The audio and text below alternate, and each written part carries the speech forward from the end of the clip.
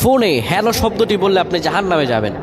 ফোনের এই যে হ্যালো শব্দটি বলে আমরা কথা শুরু করি, কোনো আলেমীন বলে থাকেন এই হ্যালো শব্দটি এসেছে হেল থেকে। হেল মানে হচ্ছে জাহান্নাম, হেল মানে জাহান্নাম। আর হ্যালো হ্যালো এই হেল থেকে আসার কারণে অনেকে বলে থাকেন যে হ্যালো শব্দটি দিয়ে কেউ কথা বললে এটা শিরকিয়াত পর্যায়ে পড়ে যেতে পারে এবং এটি তার জাহান্নামে যাওয়ার কারণ হয়ে যেতে পারে। নাউজুবিল্লাহ। আমরা কিন্তু সবাই হ্যালো শব্দটি ব্যবহার করি, এমন কোনো মানুষ পাওয়া যাবে না যে হ্যালো শব্দ ব্যবহার করে না।